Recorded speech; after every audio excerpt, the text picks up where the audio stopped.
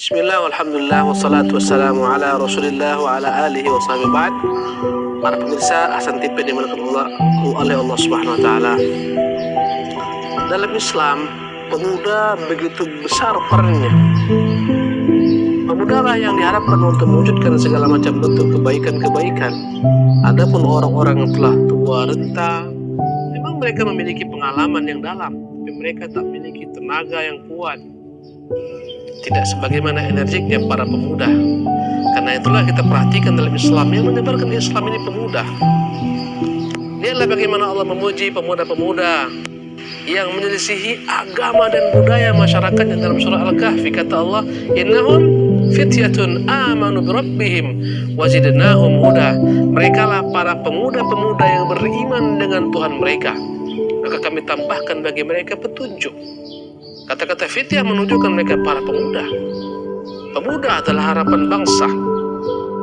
Ketika pemuda rusak, jangan pernah berharap bangsa akan menjadi bangsa besar kalau pemudanya pemuda yang rusak. Pemirsa yang dimuliakan Allah Subhanahu wa taala, sungguh naif rasanya, sungguh memprihatinkan fenomena yang sangat miris kita melihat para pemuda yang mereka hilang. Ya, adalah generasi yang hilang, lebur bersama musuh-musuh Islam. Kita melihat berbagai macam bentuk ragam tipe-tipe pemuda yang mereka mengacu kepada pemuda-pemuda yang bukan tegak di atas Islam.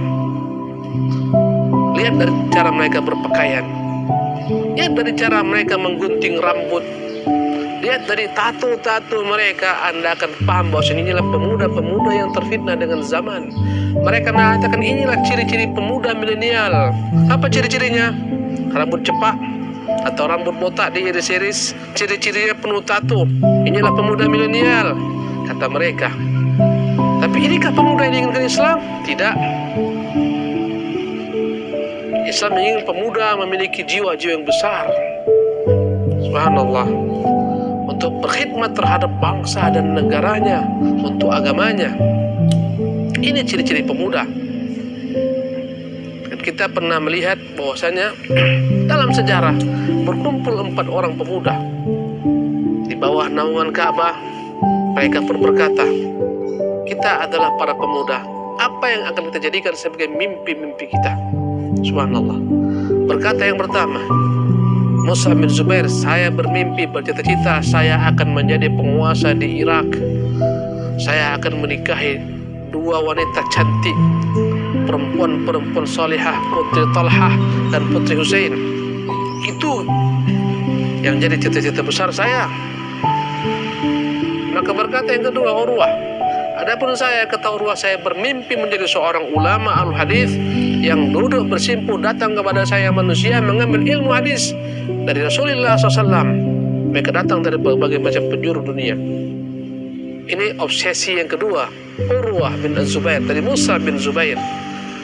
Yang ketiga, ya, Abdul Malik bin Marwan, dia berkata, saya bermimpi saya menjadi penguasa, menguasai dunia, menjadi khalifah. Subhanallah. Maka yang terakhir Abdullah bin Umar, sahabat Nabi. Yang tiga ini tabi'in, yang satu sahabat Nabi. Dan lihatlah bedanya kualitas.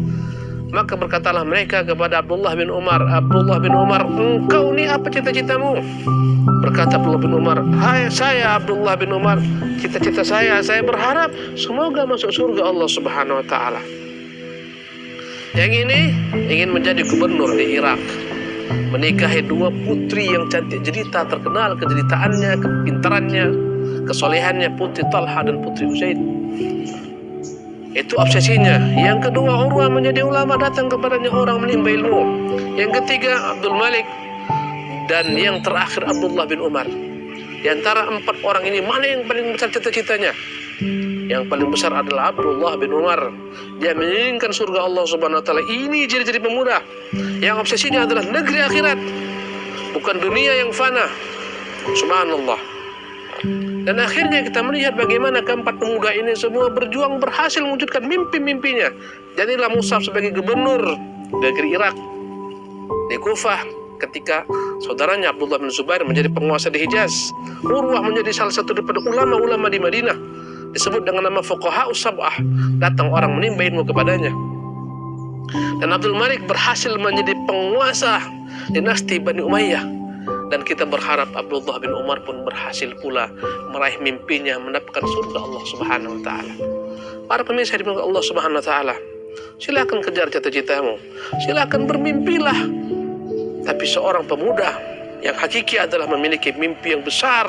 Mimpinya tidak menjejak di bumi tapi melanglang buana ke langit. Itu seorang pemuda. Apa kata Umar bin Abdul Aziz? Dahulu aku berharap menjadi gubernur. Akhirnya Allah berikan kepada aku jabatan. Aku menjadi gubernur di kota Madinah. Apa kata Umar bin Abdul Aziz? Inna li nafs tawaqah. Inna li nafsan tawaqah. Aku nih punya jiwa yang selalu senantiasa ingin sesuatu yang tinggi. Ya, fashtaqat ilal imarah.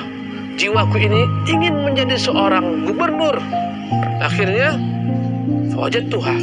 Aku pun mendapatkan gubernur. Jadilah dia gubernur. Subhanallah. Kemudian dia malah meninggi, lebih tinggi daripada itu lagi. Jiwaku ini fashtaqat ilal khilafah, ingin menjadi khalifah. Akhirnya aku dapatkan khalifah. Sekarang tak ada lagi jiwaku ini memiliki keinginan kecuali surga Allah Subhanahu wa taala.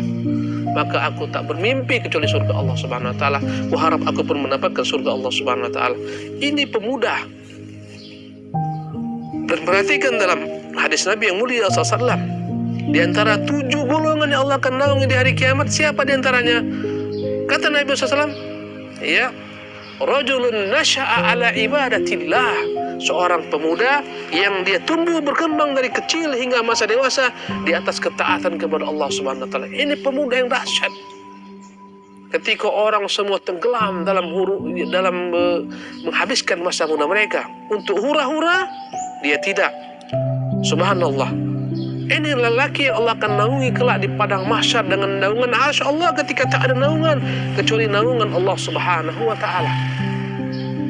Kita perhatikan bagaimana para pemuda di zaman Nabi yang mulia SAW. Allahu Akbar. Datang Abdullah bin Umar ingin berjihad bersama Nabi pada perang Uhud. Ditolak Nabi yang mulia SAW karena berusia 14 tahun. Ada seseorang berkata, ya Rasulullah, aku ini jago panah, izinkan aku berperang membela agama Allah. Maka Nabi mengetesnya, letakkan satu tempat, kau panah, dan dia panah tepat. Umurnya belum sempurna, 15 tahun, masih 14 tahun. Maka Nabi izinkan dia. Allahu Akbar. Salah seorang sahabatnya protes, ya Rasulullah, kenapa kau izinkan dia? Kenapa saya tak kau izinkan? Demi Allah, saya akan mengalahkan dia dalam bertinju. Akhirnya keduanya disuruh Nabi untuk bertinju. Akhirnya yang jago panah dikalahkan oleh sahabatnya. Dua-duanya diizinkan Nabi SAW untuk ikut berperang, berjihad jalan Allah Subhanahu wa taala. Ini pemuda. Subhanallah, ini pemuda harapan Islam, bukan pemuda milenial menjadi sampah masyarakat, mengganggu masyarakat dengan tampilan yang tidak nyaman seseorang melihatnya. Subhanallah, rambut yang dicat warna biru, warna merah. Subhanallah. Ya, bentuk wajah yang begitu aneh dipenuhi dengan tato bagaikan baju batik tubuhnya. Subhanallah.